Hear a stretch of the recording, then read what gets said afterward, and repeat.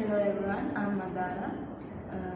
So this video would be the first of a series of videos that we are conducting to cover the 6th unit of biology, genetics lesson. In this video we would cover about the Mendel's monohybrid cross and the dihybrid cross, and also the basic vocabulary in genetics. In the second video we would cover about the probability laws and the Mendelian inheritance. In the third video, we would cover about the non-Mendelian inheritance patterns, and in the fourth video about human sex determination and Hardy-Weinberg equilibrium. So let's begin. First of all, you guys should get a thorough understanding about the vocabulary in genetics. So let's get to the terms first. The first term you should know is character. So character is a heritable feature that varies among individuals of a population. We say heritable because it is inherited from the previous generation to the next generation, from parent to the offspring. A heritable feature that varies among individuals of a population. It is varied because it is not the same in every person. For example, if we take hair color, some people have black color hair, some have blonde hair, some also have brown colored hair. Another example is eye color. We have brown color eyes, some people have black, blue and green, etc. So there are variations. That's why it is called character. So traits is another term. Traits means the heritable variants of a character. So if we consider traits are the variations of characters. So it's for example, let's take eye color. For the character eye color, there are few variations like black, brown, blue, green. So these are the variants of the character eye color. These heritable variants are known as the traits. A locus is a fixed position on a chromosome. So let me draw a chromosome first. So this is a chromosome. This is a fixed position on a chromosome. This position is known as a locus. This is a locus. Then we come to the term gene. So genes are the basic units that carry genetic information from the parents to offspring. They are responsible for our inherited characters. So you guys should know the definition of a gene.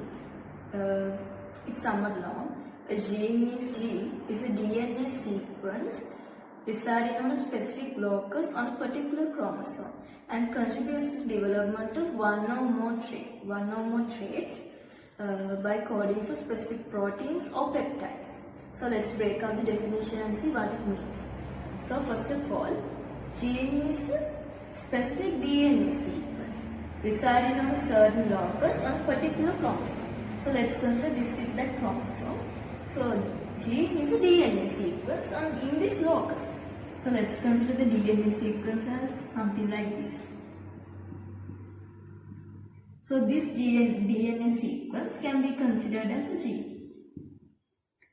And you guys know that DNA sequence is responsible for the synthesis of proteins.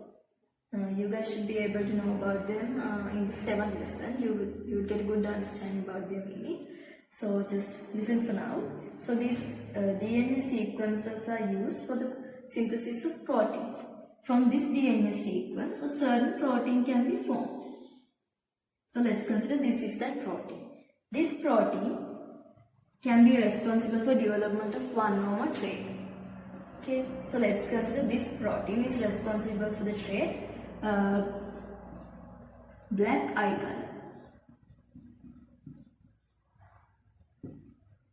So this is what is meant by the latter half of that definition of gene. Contributes to the development of one or more traits by coding for specific proteins or peptides.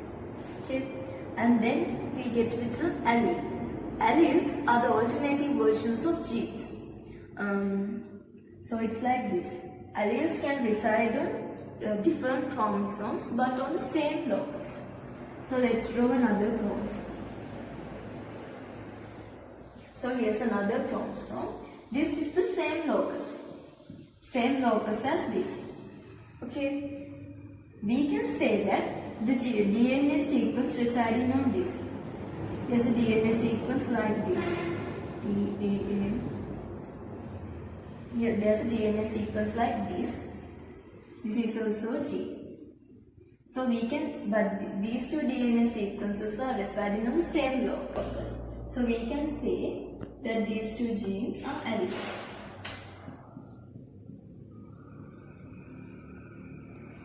They have different DNA sequences but reside in the same locus. Hence they are called alleles. Since the DNA sequences are different, the produced protein is also different. So let's consider another certain type of protein is formed. This protein is responsible for different trait than this. Let's say brown eye color.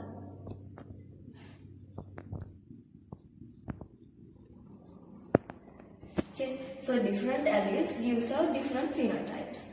A phenotype means an observable trait of an organism. So basically it's the external appearance of an organism. So if you consider about my phenotype consists of black color hair, brown color eyes, etc. In a diploid organism, you know that at least 2 copies of the same gene can be found. One is received from the mother, the other is received from the father. So we say at least 2 copies of the same gene because more than 2 copies can be found in certain instances. We'll get to them later. So these copies could be identical or different from each other. This depends on the allele. The condition of having identical alleles for a given gene is known as homozygous state. The condition of having different alleles for a given gene is known as heterozygous state. So it's like this.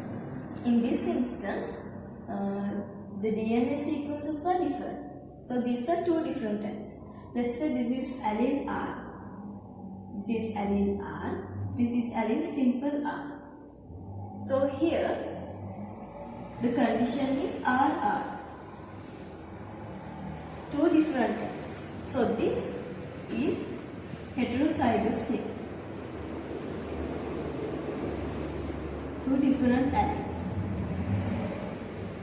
So if these 2 chromosomes had identical alleles, both had this DNA sequence or both had this DNA sequence, then it is called the homozygous state, like this. Capital R, both had capital R, or both had simple R. This is the homozygous state.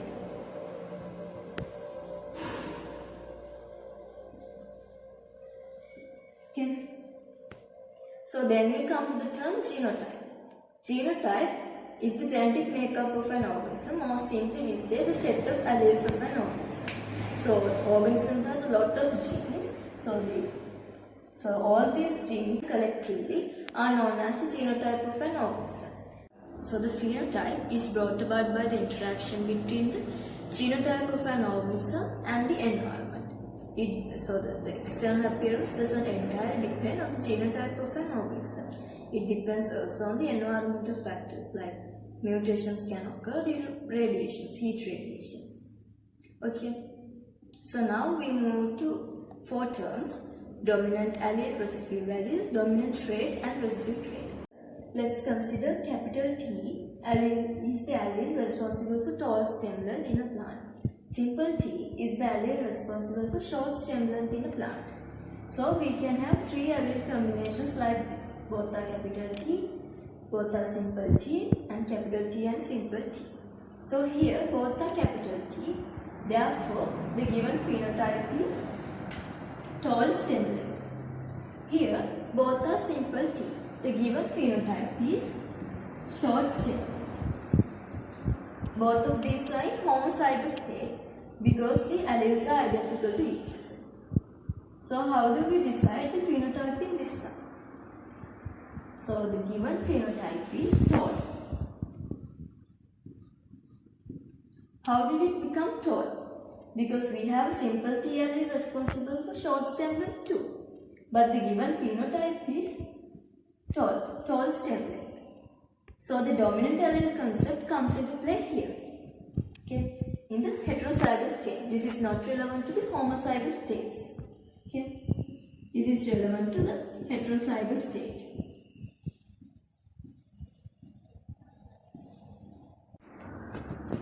So let's get to the definition first. Dominant allele is the allele responsible for determining the phenotype of an organism by masking the expression of the other at heterozygous state. So in this example, capital T is the dominant allele. It masks the expression of the simple T allele, which gives out the short stem length and gives out its trait, tall stem length. So here, T is the dominant allele, capital T. And then we get to a term known as the dominant trait. Dominant trait is the trait given out by the dominant allele. So in here, the dominant trait is tall stem length. Tall stem length is the dominant trait. And then we come to the term recessive allele. Recessive allele is the allele which does not give out any noticeable effect on the phenotype of an organism at the heterozygous state. So in here, simple T is the recessive allele.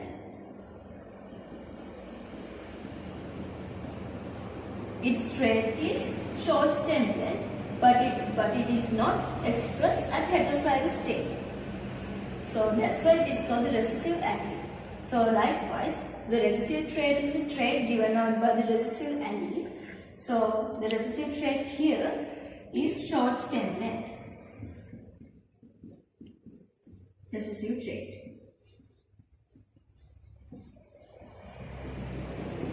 These are not valid at the homozygous state.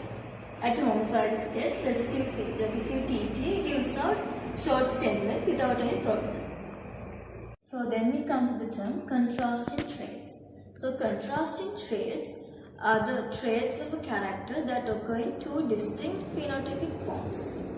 For example, like tall stem length versus short stem length.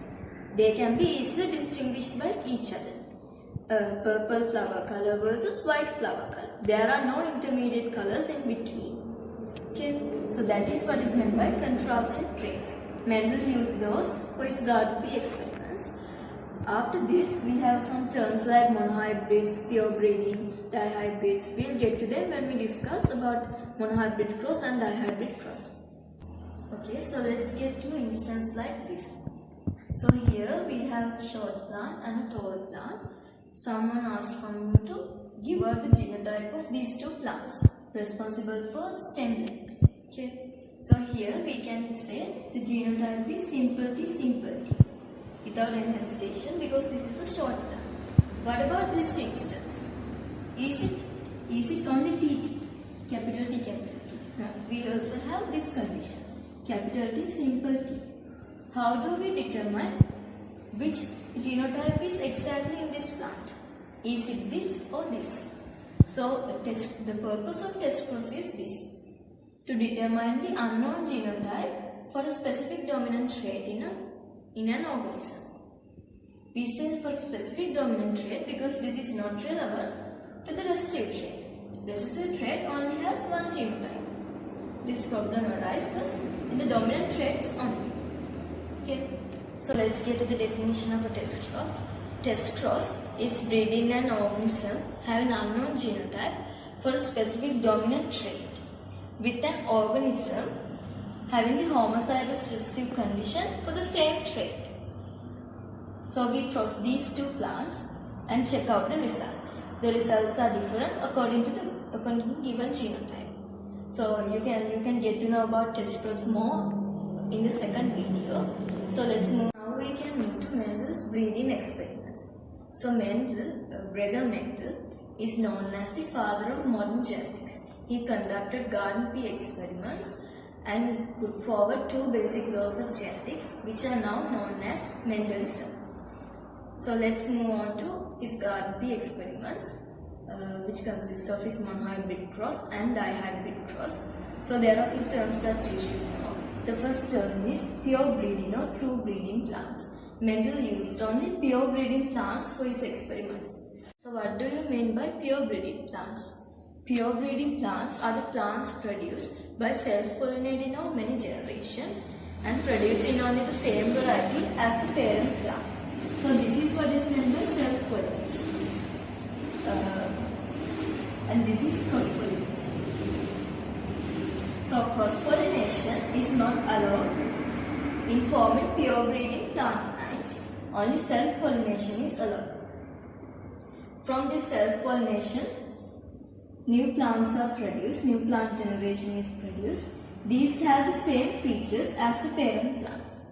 And then self-pollination is done on these plants. And another new generation of plants is produced.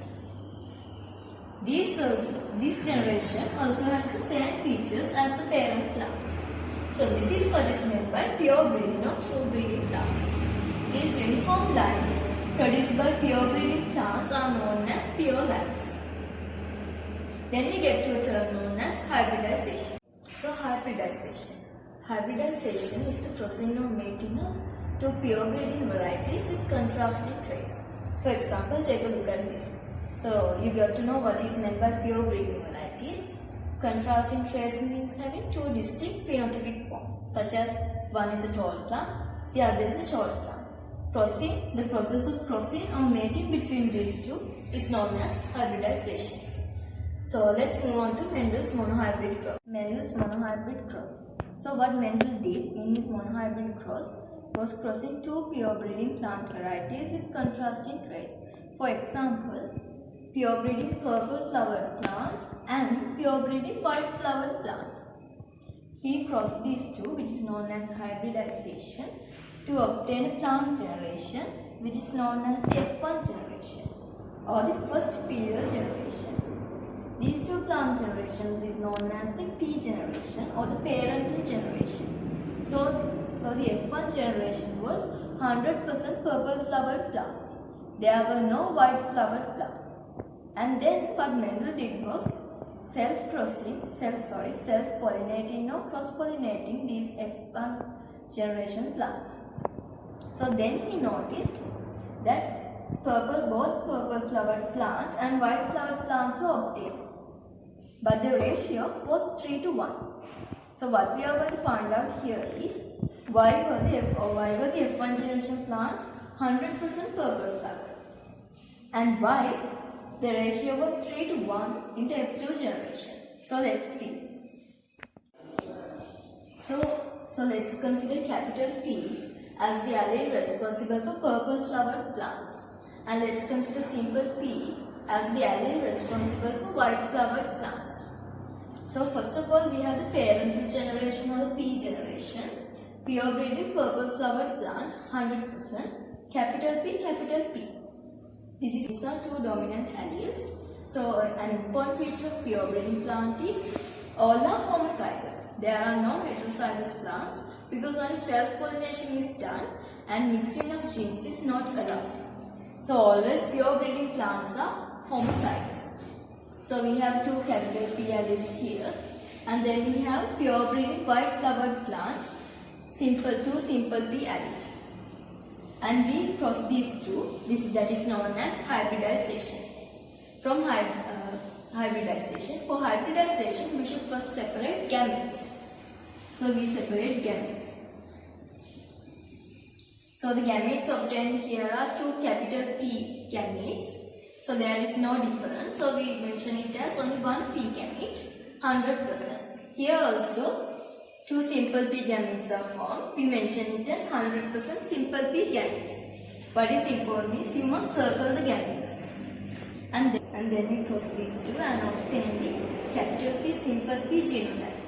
This is in heterozygous state, so we must consider what is the dominant allele. Here the dominant allele is the allele responsible for purple flowered plants. That's why we obtain 100% purple flowered plants for the F1 generation. What happens here is the dominant allele is the capital P allele. So the simple P allele is masked here. So the simple P allele is responsible for giving out white flowered plants. Since the simple P allele is masked, no white flowered plants are given. All are purple flowered plants. And then to obtain the F2 generation, we self-pollinate or cross-pollinate these F1 generation plants. So here PP is crossed to another PP plant, and then we separate the gametes. Here there are two types of gametes. One is simple P gamete. The other is capital P gamete. Here is also the same. One capital P gamete and one simple P gamete. Here the gamete percentage is 100%. Here it is divided into two as 50% and 50%. Okay. Always gamete should be circle. And then we show the possible genotype combinations. This capital P gamete is combined with this capital P gamete to form the capital P genotype combination. This capital P gamete is again combined with this simple P gamete to form the capital P simple P genotype combination.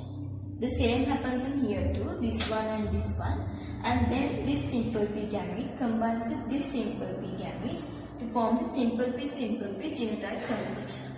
So then we must consider the possible phenotypes of this. Two dominant P alleles gives out purple flowered plants. Then here are two heterozygous state combinations. Then the dominant allele must be considered. The dominant allele is allele responsible for purple flowered plants. Therefore, in these two instances also purple flowered plants are given. In here, there are only two recessive values, so the recessive trait is given out. The recessive trait is white flowered plants, so a white flowered plant is given out. So that's how the ratio 3:1 arises.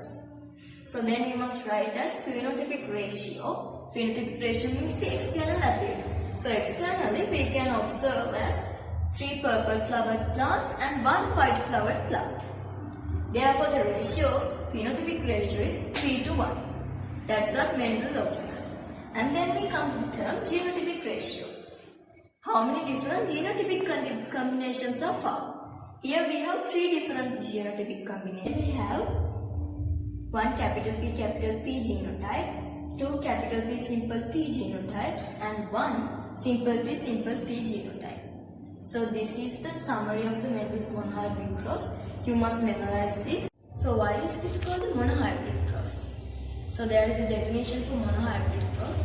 Monohybrid cross is the breeding experiment conducted between two organisms with heterozygous condition for a specific character. So let's see. Here, this is the monohybrid cross. This is the monohybrid cross. A breeding experiment conducted between two organisms with heterozygous condition. This is heterozygous condition having two different alleles for a specific character. What is the specific character here? The color of the flower. The color of the flower is the specific character we consider here. This is the monohybrid cross. And then we come to the term monohybrid. So what is meant by a monohybrid? So monohybrid is an organism that is heterozygous with respect to single gene of interest, resulting from a cross between parents having homozygous condition with different alleles for a specific gene of interest. So let's consider. In here, this is the organism having heterozygous condition. So this is the monohybrid in here. This is an organism having heterozygous condition for a specific gene of interest. The gene of interest in here is the flower color. So this one has parents which are pure breeding, purple flowered plants and pure breeding white flowered plants. Both are homozygous, capital P, simple P, having different alleles. That means having contrasting features. This one has purple colored flowers, this one has white colored flowers. So these are parents having different alleles for a specific gene of interest. So we can consider that this is the monohybrid in here. From this monohybrid cross, Mendel put forward his first law of inheritance, which is known as Mendel's law of segregation. So what he stated in this was, each heritable character is determined by two heritable factors which are known as alleles. During gamete formation, these alleles get separated and get into each of the gametes form. So let's see. So these are the two alleles we consider. Each heritable factor is determined by two alleles. So the heritable factor determines this flower color that is determined by two alleles. One is the capital P allele, responsible for purple flowered plants, and the other is the simple P allele, which is responsible for white flowered plants. These two alleles are responsible for giving out the character flower color during gamete formation. So this is an instance of gamete formation. These two alleles get separated and get into each of the gametes formed. So these are the two gametes formed. These alleles get separated and get into each of them.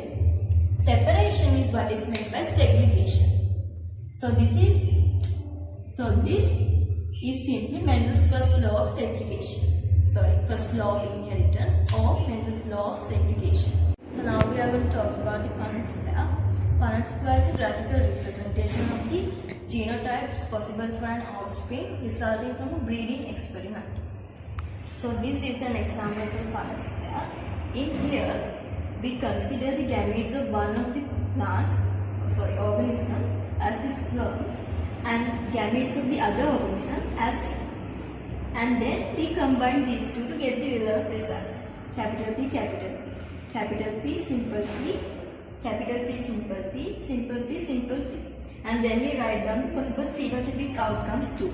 Here result in purple, purple, purple. This one only results in the white color. And then we write the phenotypic and genotypic ratios just like in the previous one. Phenotypic ratio is 3 to 1. 1, 2, 3, 1. And the genotypic ratio 1, 1 to 1. Okay. So that is what you should know about the Punnett square. Now we are going to talk about Mendel's dihybrid cross. So the aim of the dihybrid cross was to find out whether alleles of a single character assort into gametes independently or dependently on the alleles of another character. So we have to get to know about two terms, dependent assortment and independent assortment. So let's consider about two characters. So I'll take the alleles related to the first character as capital R and simple R, and the alleles related to the second character as capital Y and simple Y. So according to the dependent assortments, alleles will be transmitted from parents to offsprings as a package. So it would be like this, two dominant alleles together, or it would be like this, two recessive alleles together. So the two gene combinations will be capital R, capital Y, or simple R and simple Y. This is dependent assortment. Only two gene combinations are possible. So now we will move to independent assortment. So in independent assortment, alleles transmit from parents to offsprings independently. So these two gene combinations are also there in independent assortment. Other than that, as alleles are assorted independently, these two gene combinations are also possible. Capital R and simple Y. And this gene combination is also possible. Simple R and capital Y. So if the alleles are sorted according to the dependent assortment, Mendel would have obtained the same ratio as that of the monohybrid cross. That is 3 to 1 phenotypic ratio. But what he obtained was different. He obtained a 9 to 3 to 3 to 1 ratio from his dihybrid cross. This was because of the independent assortment. So he concluded that alleles assort into gametes according to the independent assortment. So now we will check out the dihybrid cross of Mendel. So here's the beginning of the dihybrid cross of Mendel. First we should consider the two characters. So I have taken color of the seeds of the garden pea plants and the nature of the seeds of the garden pea plants.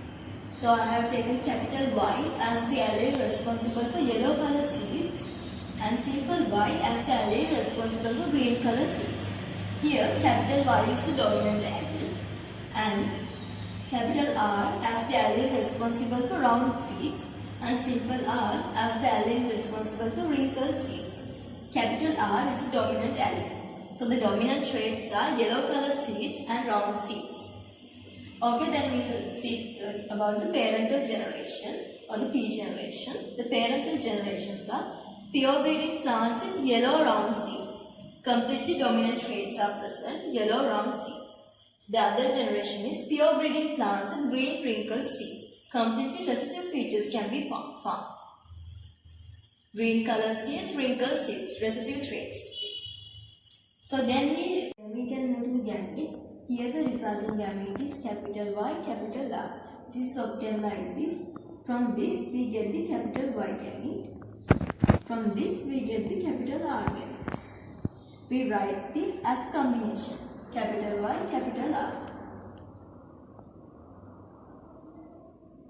The same can be done in this one. This results in the simple Y gamete. This results in the simple R gamete. We write this as a combination as simple Y and simple R.